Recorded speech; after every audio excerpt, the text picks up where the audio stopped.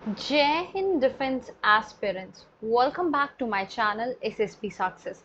Today we are going to cover an important topic that was in the news, and it's about 2024 Lok Sabha election on women's representation, a step backwards. It's very important for your upcoming SSB, AFSP in terms of GD, lecture and national news. So let's get started with our topic.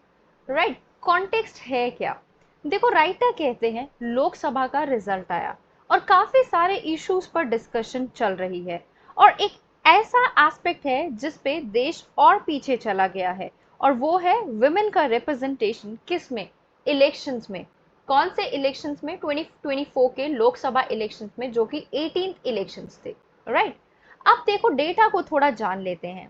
Writer कहते हैं पहले पिछले लोकसभा यानी 17वें लोकसभा में कितनी women थी? तो वो थी 14.4%। यहां देखिए विमेन एमपीज थी। राइट, लेकिन इस बार 18th लोकसभा में सिर्फ कितने विमेन्स है? 74 विमेन्स आउट ऑफ, मतलब कितने मेंस के साथ? 469 मेंस के साथ, यानी नंबर जो है 13.6 रह गया विमेन्स एमपीज का, जबकि ज्यादा होना चाहिए था। रीजंस क्या है?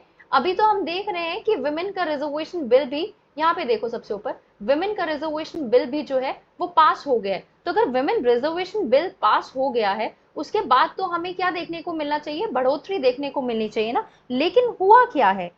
हालांकि इम्प्लीमेंट नहीं हुआ है अभी तक ये बिल। एक्सपेक्ट किया जा रहा था कि 5 साल बाद इलेक्शन हो रहे हैं, लोगों की सोच में और बदलाव आया होगा, विमेन रिजर्वेशन बिल भी पास हो गया है, लेकिन नहीं, नंबर्स कम हुए हैं विमेन एमपीज के।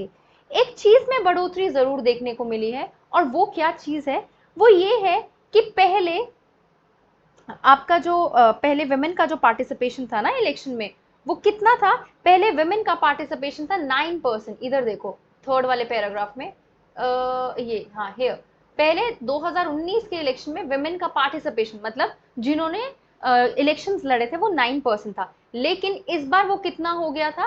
9.6%। तो इस चीज में हमने बढ़ोतरी देखी है। राइट, अब राइटर बोलते हैं कि पिछले लोकसभा के डेटा के अकॉर्डिंग हमारी रैंकिंग कितनी आई? हमारी रैंकिंग जो थी दैट वाज 143।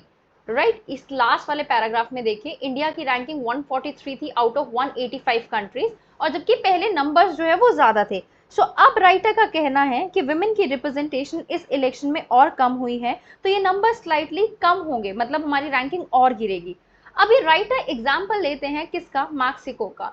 देखो, हमें फॉलो करना चाहिए मैक्सिको को। मैक्सिको में अभी विमेन प्रेसिडेंट को चुना गया है और ग्लास सीलिंग टूटी है। हमारे कंट्रीज में भी एक तरफ विमेन को आगे आना होगा और दूसरी तरफ पॉलिटिकल पार्टीज को विमेन्स को टिकट देनी होगी। अगर हम देखें, जब हमारे इलेक्शंस की काउंटिंग हो रही थी, तो उससे एक दिन पहले ही मैक्सिको में शेन बेम को इलेक्ट किया गया एज अ मैक्सिको प्रेसिडेंट, जो कि फर्स्ट वुमेन थी to hold the office. Significance क्या है शिनबेम के इलेक्शंस के? ये एक लॉजिकल स्टेप दर्शाता है मैक्सिको की जर्नी में टुवर्ड्स मोर रिप्रेजेंटेटिव पॉलिटिक्स, और ये दिखाता है कि कैसे वो लोग जेंडर पैरिटी की तरफ बढ़ रहे हैं पॉलिटिकल रिप्रेजेंटेशन में। Legislative reforms and grass root movements की अगर हम बात करें, देखो रिफॉर्म्स लाए गए by grass root feminist movements over decade. Laws को मेंटेन किया गया कि जेंडर पैरिटी होनी चाहिए सारे स्पेयर्स ऑफ गवर्नमेंट में। पॉलिटिकल पार्टीज में भी जेंडर पैरिटी देखने को मिली उनके कैंडिडेट लिस्ट में। इस रिफॉर्म से मैक्सिको में क्या फर्क पड़ा? देखो, पैरिटी आई दोनों हाउसेस के पार्लियामेंट में, और वुमेन ने सेवरल सिग्निफिकेंट पॉलिटिकल ऑफिस को होल्ड किया, और 2024 में बोथ टॉप कंटेंडर्स जो थी ना प्रेसिडेंट्स की, वो वुमेन्स ही थी। चैलेंजेस एंड ग्लोबल कॉन्टेक्स्ट की बात करते हैं। देखो, प्रोग्रेस होने के बावजूद पॉलिटिकल और जेंडर बेस्ड वायलेंस इशू रहा ही है। ये दर्शाता है कि रिफॉर्म्स तो लाए जा रहे हैं जेंडर के नॉर्म्स के अकॉर्डिंग, लेकिन एफर्ट्स भी करने चाहिए जो ज्यादा इंक्लूसिव और जेंडर सेंसिटिव पॉलिटिक्स को इंक्लूड करे। Right, next is, see we all are responsible कि जो प्रेजेंटेशन है विमेन्स का वो कम हुआ है। सबसे पहली चीज, इंडिया की जो लीडरशिप है ना लोकल विमेन पॉलिटिकल पार्टिसिपेशन में, वो लोकल लेवल पे काफी कम है। इंडिया को फोर फ्रंट पे होना चाहिए ऐसे एफर्ट्स लाने के लिए। हमें कमिट करना चाहिए at higher levels. Urgent need है कि रिप्रेजेंटेशन जो गैप देखने को मिलता है हायर लेवल पे, स्टेट और नेशनल लेवल पे, उसको जो है ओवरकम करना चाहिए। टॉप डाउन रिफॉर्म्स लाने चाहिए जेंडर पैरिटी के लिए। Role of political parties, political parties जो है वो प्राइमरी रिस्पॉन्सिबिलिटीज को बेयर करते हैं फॉर ड्राइविंग प्रोग्रेस।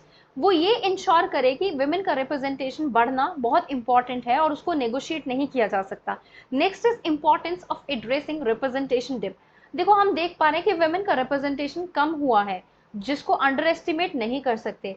प्रोग्रेस लेके आने की जरूरत है विमेन के पार्टिसिपेशन में, हम ये कह सकते हैं, और स्पेसिफिकली मार्जिनलाइज ग्रुप्स में भी।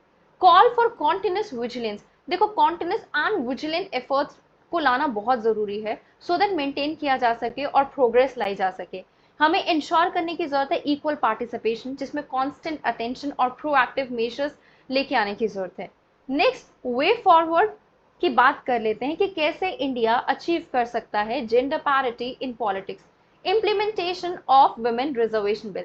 देखो वुमेन रिजर्वेशन बिल जो कि रिजर्व करता है 1/3 of the seat in Lok Sabha and state legislative assembly for women, वो काफी इंपॉर्टेंट है और वो काफी क्रिटिकल है लेजिस्लेटिव रिफॉर्म्स के लिए। गवर्नमेंट को फास्ट ट्रैक इंप्लीमेंट करने की जरूरत है इस बिल को, सो दैट रिजर्व सीट्स रखी जा सके अपकमिंग इलेक्शन में। गवर्नमेंट को इस्टेब्लिश करने चाहिए ट्रांसपेरेंट गाइडलाइंस कि कैसे रिजर्वेशन एग्जीक्यूट किया जाए और कैसे इंश्योर किया जाए कि उसमें कोई लूप होल्स ना हो। रेगुलर रिव्यूज कंडक्ट किए जाने चाहिए सो दैट असेस किया जाए impact of the reservation policy और नेसेसरी एडजस्टमेंट्स लाए जा सके to address any emerging challenges that would be useful.